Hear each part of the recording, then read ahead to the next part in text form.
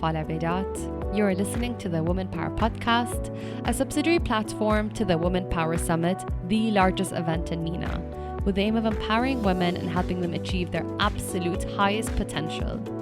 Each week on the Woman Power Podcast, you will hear honest, vulnerable, authentic, real conversations from inspiring women. These women will share their experiences and stories into what it takes to build a successful business and career. The podcast will share insight and inspiration and hopefully inspire action and lead change.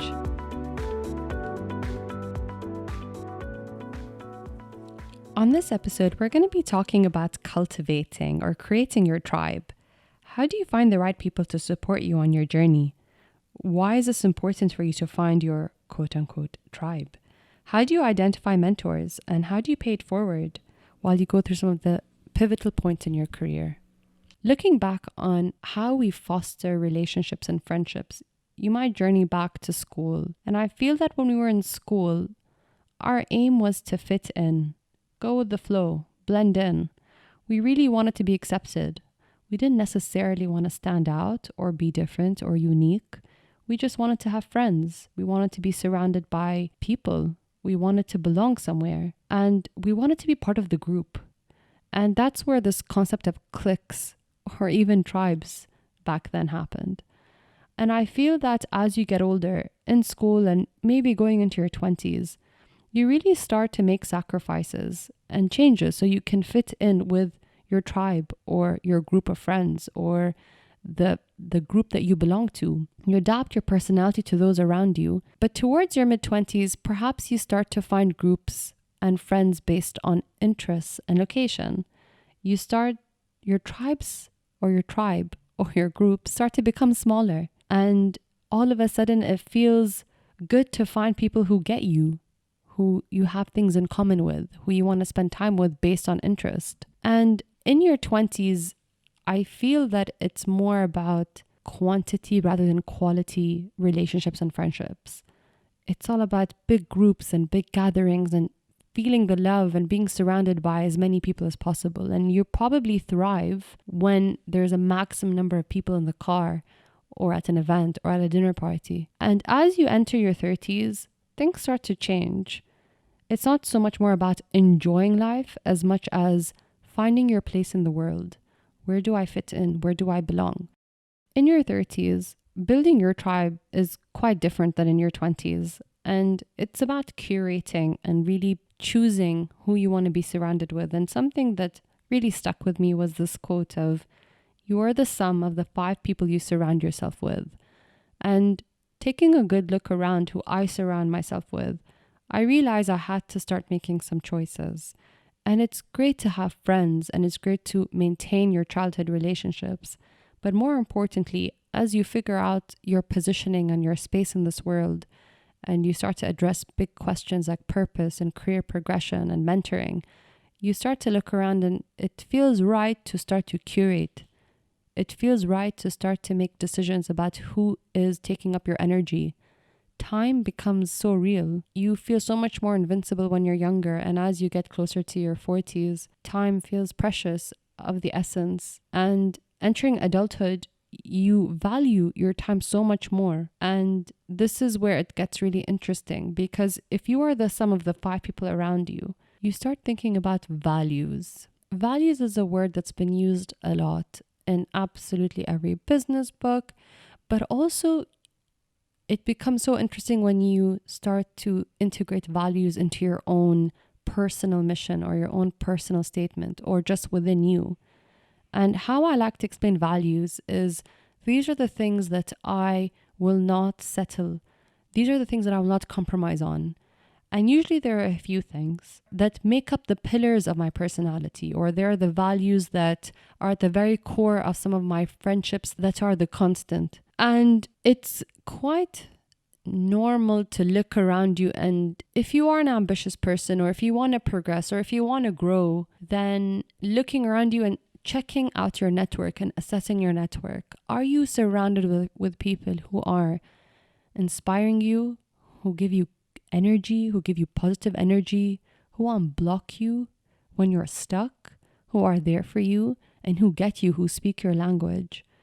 And if you find that the five or the sum of the five people or the five people that you surround yourself with don't offer you that, you need to take a good look around, or you need to start to introduce people into your tribe that are close to you that can offer you these things. And vice versa. I find that it matters who I want to spend my time with, whether it's on the phone, whether it's to hang out or go for a walk with or go get a coffee with. It now matters where I want to put my time because my time is of value. And ideally, I'd love to spend time with people that I can learn from, that I can ask for help, that I can be vulnerable with, that I can ask for guidance, and vice versa. My fellow warrior or the person within my circle should be able to come to me for those very same things. So friendships are an exchange, and it's not tit for tat or I do this for you, you do this for me. But there should be a flow, a chemistry. And in every stage of my life, as I'm sure in everyone's life, people come and we attract people that come into our life and they are there to serve a purpose because we need them sometimes at that very specific moment. We need a friend, we need a business partner, we need a roommate, and they just show up and you connect and you are both putting effort to build this relationship. And then sometimes you drift apart and you drift away, and that's okay because I feel, so for the longest time when I met people, I really thought that we were going to be friends forever, that they were going to be a part of my tribe forever.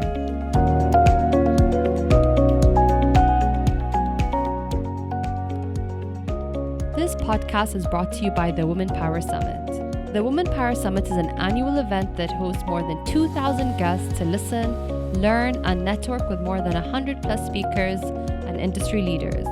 The summit creates space for growth, learning, discussion, and collaboration, with the means of creating a space where women can support each other, ask questions, be curious, and be inspired.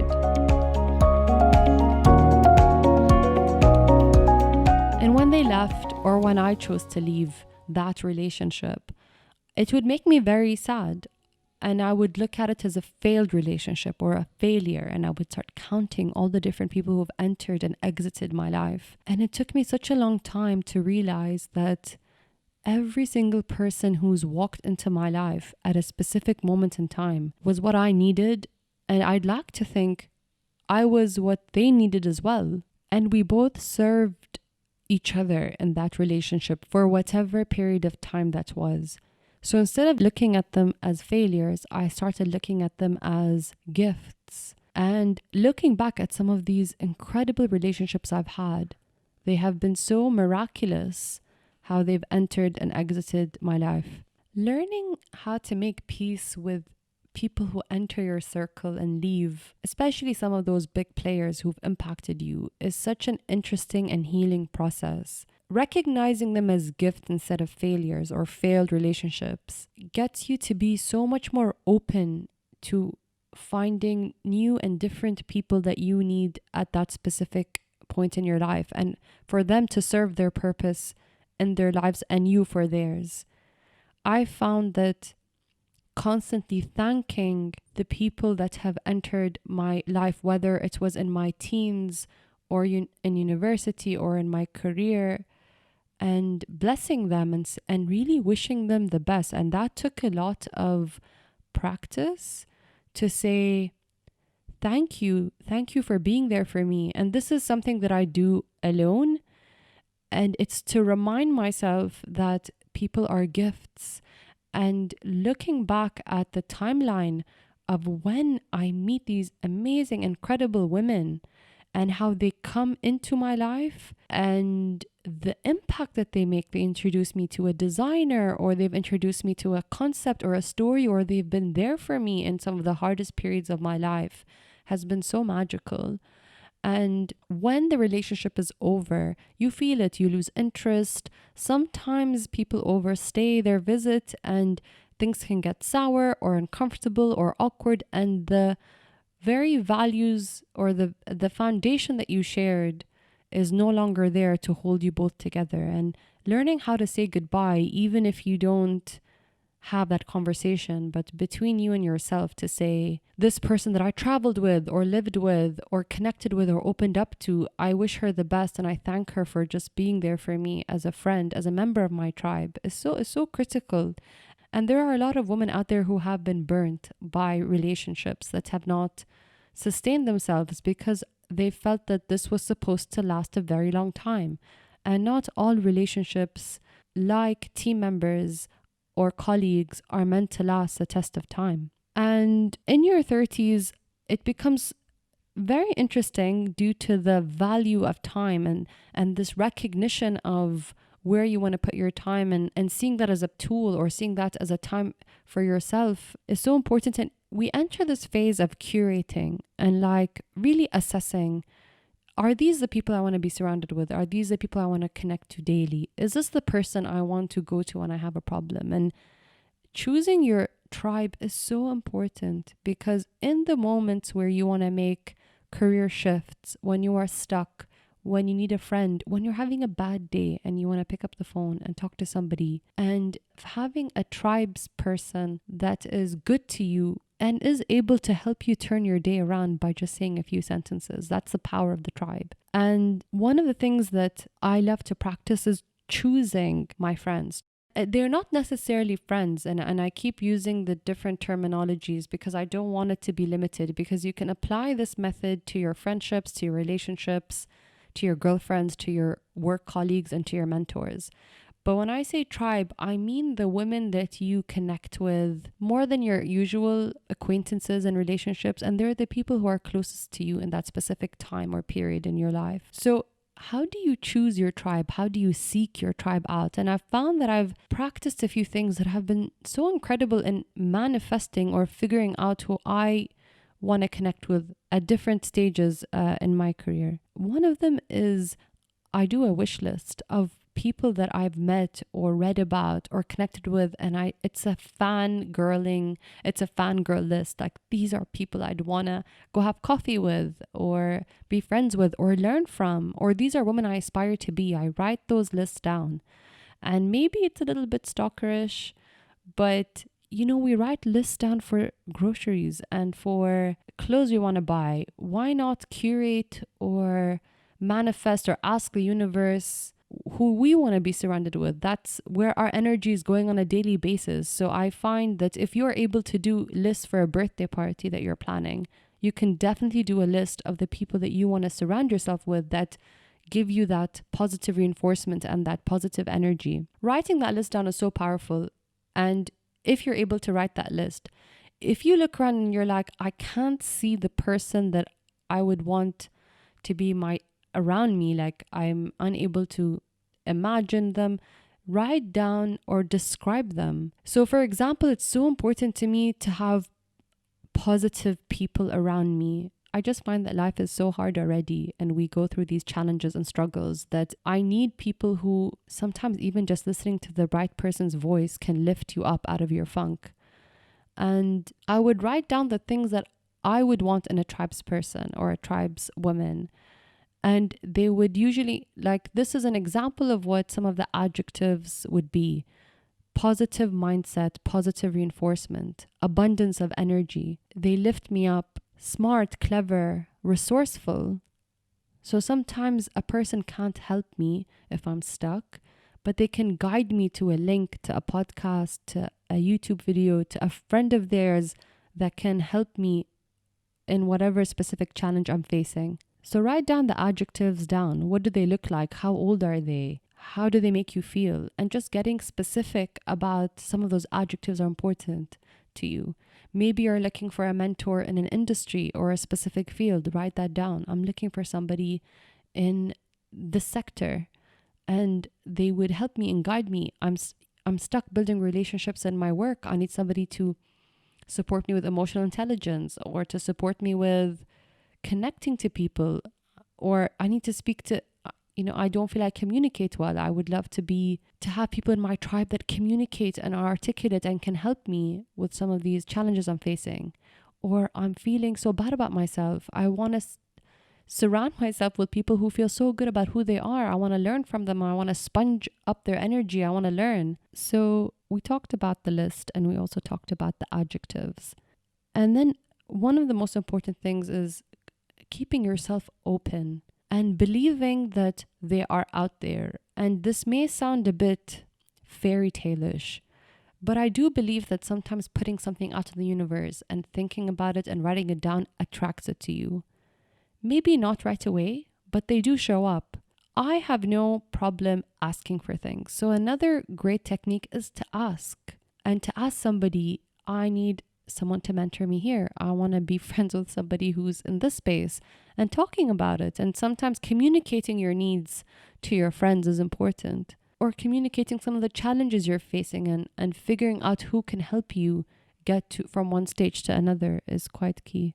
Now let's assume you have a list, or you've written a bunch of adjectives and you think, okay, I love my friends and I love my childhood friends and I love people I've been meeting, but I'm looking for these specific people. How do you reach out to them? How do you reach out to them and connect with them?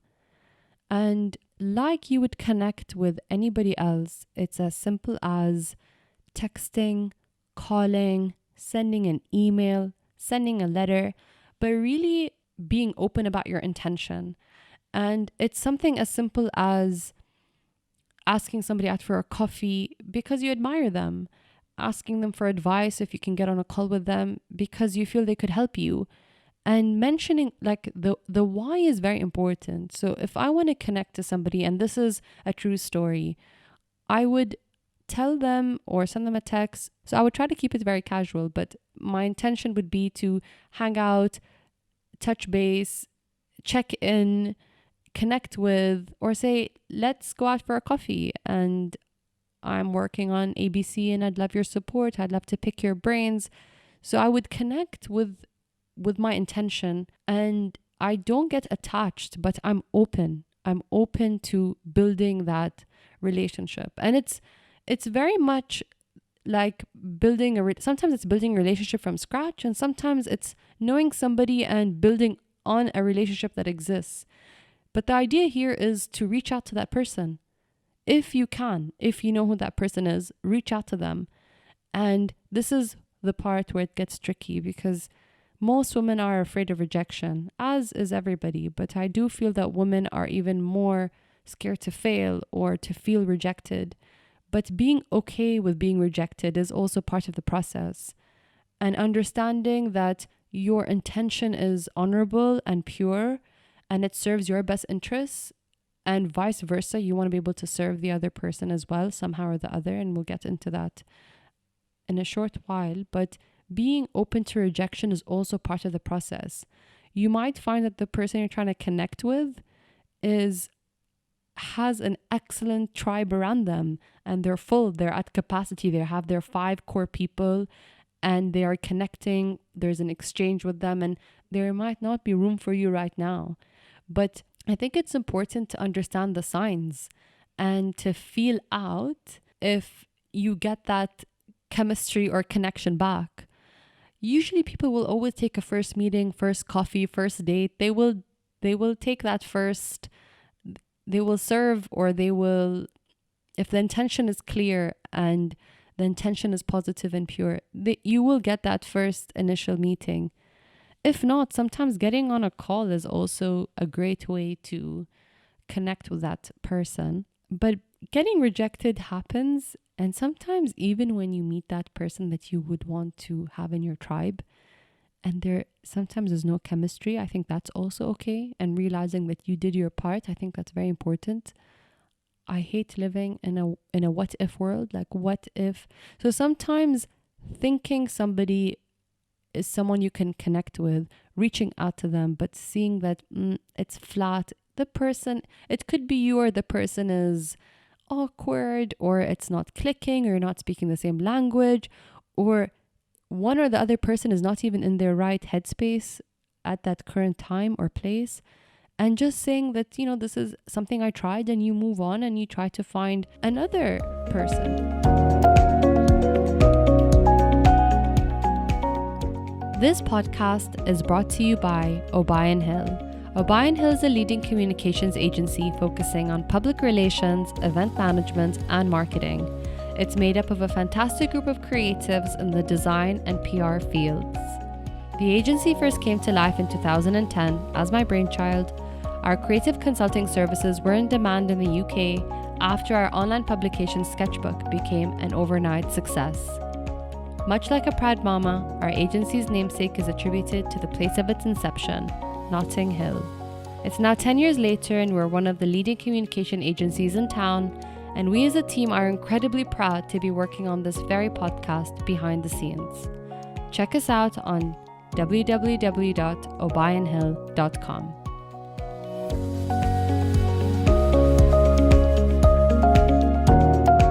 It really helps to also identify not just your values, but the values of the person you want to connect with. Ideally, you would share some similar values, and that's why it should be easy for you to welcome them in your tribe and vice versa. So if I value growth, learning, innovation, positive reinforcement, I'm looking for somebody who resembles all those things. Usually that person would have very similar values. They will also value positive reinforcement, inspiration, innovation, etc.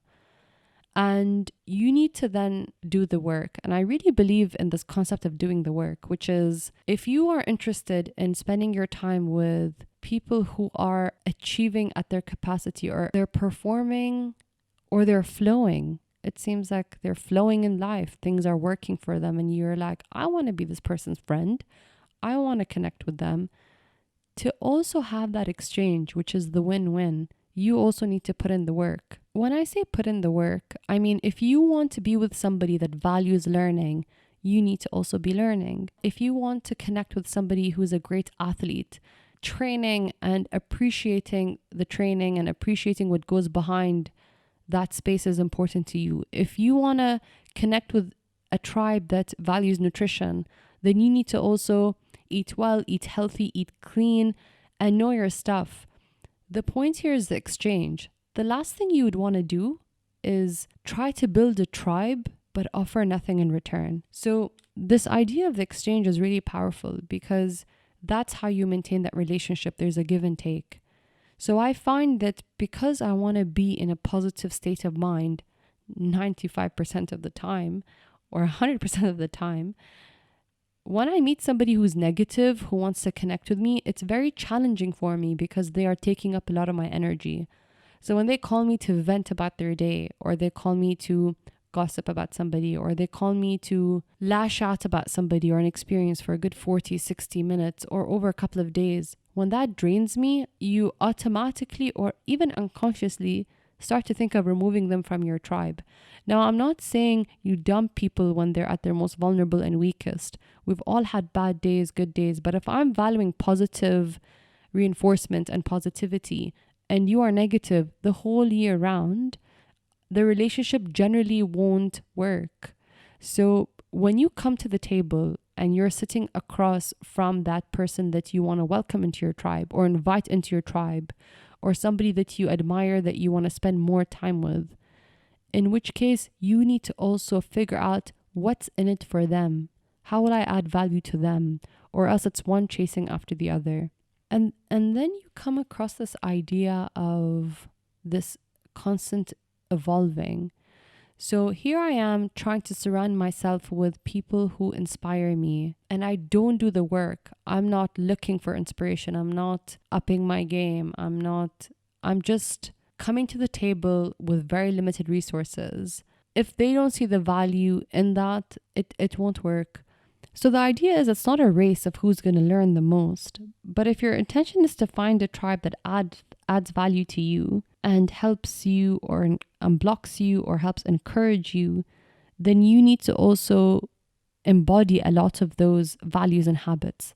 Maybe not all the time, but enough that you would fit in well with that tribe. The message I think here is to learn and to keep growing and to understand that nobody is stagnant. And that means you're constantly working on yourself and making sure your cup is full. And maybe you need people in your tribe to be there for you, and that's fair. But as you leap from one stage to another and as you grow from one level to another, you do want to be able to do your part to give back, to support others, to mentor others as you get more experience, as you find your place in the world. It does suck to be phased out of any kind of group, especially if you find that the members of your group have evolved or have progressed into finding other groups and tribes, and you feel left behind or stuck or confused or just hurt. It's not easy. And I think you address it by acknowledging it. You acknowledge that I've been left behind, or I've been let go of, or this group of people have moved on. But there is a gift in this. There is a lesson to be learned, and also being grateful for that experience, which is really hard to do sometimes when you're at your lowest. But being grateful and honoring friendships is so important, and relationships, and saying, I thank all these different people for what I've learned, which is I need to work on myself. I need to evolve. I've been stuck in the same place for a while. I've been stagnant. So how do I know that I've met somebody that I want in my tribe? You should be able to feel it. Like any relationship with chemistry, you should be very excited to meet that person, and you'll just feel it. It happens unconsciously. You probably will talk really fast. You probably will exchange contacts.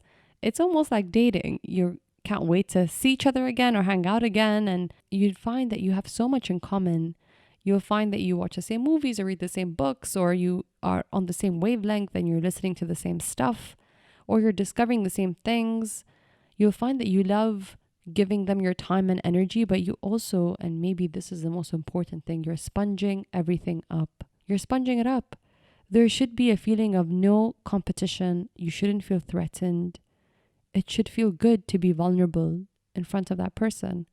And I've met people, and the chemistry has been so high where in a matter of days, we are having chats for hours and hours and hours, and just being, and almost like catching up and speeding up the relationship sometimes, because it just feels good. It feels like this is the right person that should be in my life. So keep your heart open, keep your mind open, and surround yourself with people that you need in your life. Identify what you need in terms of the right adjectives or the right things that you are looking for.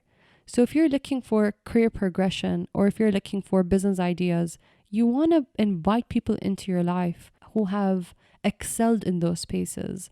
And vice versa, when you meet them or when your paths cross, be prepared to support them. And sometimes in relationships where I connect with somebody, I try to think, what does this person need?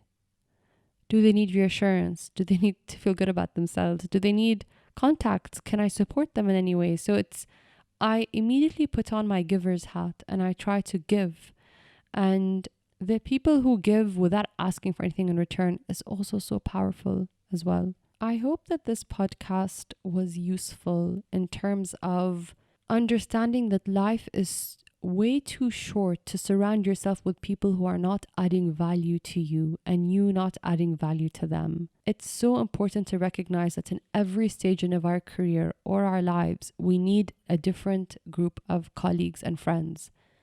This is not in any way, shape, or form is trying to dilute friendships that are solid and have been around. And there might be relationships that no longer serve you or assist you in any way, but they're pillars and they are people who've been loyal to you for a very long time. And those are to be honored just as much. But I do think that it's okay to want to invite and build different groups of tribes around you based on your needs, and also figuring out what can I bring to the table. And I find that when I'm with like-minded women in whatever stage I am in my life, I'm happiest. I'm excited to conversate. I'm excited to share. I feel that I'm understood, which is also a very powerful feeling, having somebody understand me. I find that having the right tribe has been beneficial because when I seek things, I get answers, and the answers come so easily to that tribe. Perhaps I can talk about some of the examples of some of the people that I felt I've invited, and hopefully you'll be hearing about them in the podcast. through different interviews. Dina Al-Ansari is somebody who I find incredible. She's a serial entrepreneur. She started the mobile spa. She has a beauty company, and she also works in her family business at Ansari Lights. She's an EO member and a YPO member. She was my mentor and coach as part of the EO Accelerator program. But she's such a well-rounded entrepreneur. Every time I see Dina, I feel chemistry. I'm in awe. Her references and access to resources and knowledge is incredible. When I face any challenges, she can reference 3 or 4 books, 3 or 4 websites, 3 or 4 links. And every single time, it's what I need. It's the answers that I'm looking for. And Dina is somebody that I've honestly spent time trying to build a relationship with. She's somebody that I reach out to. She's somebody I connect with. She's somebody that I'm grateful for. She's somebody that I put a lot of effort, and I definitely share my intention.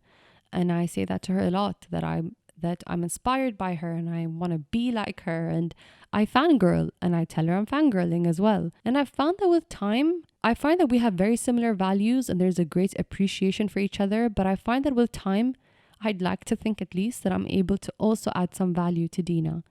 And she's definitely in my books as somebody that I reach out to every other week and I consider a member of my tribe. I know that she champions me like I champion her.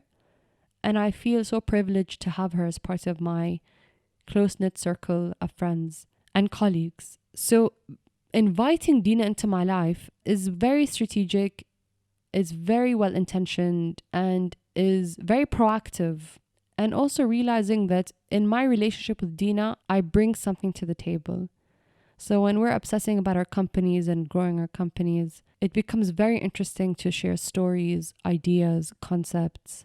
So that's just a small example of how I cultivated that relationship. And I sometimes feel like whether she likes it or not, I'm going to make her be part of my tribe. Like, it's just going to happen. And it doesn't have to happen right now, but I just feel like our paths will continue to cross and our paths will continue to be connected. That's it for this week. Thank you for listening to an episode of the Women Power Podcast. And thank you for downloading and streaming our podcast every week. If you love what you've heard, tag us on Instagram and follow the Women Power Podcast and Women Power Summit account for more information on our next episode. Please leave a rating review wherever you get your podcast. It really helps other women discover the show. That's it from me. See you next week.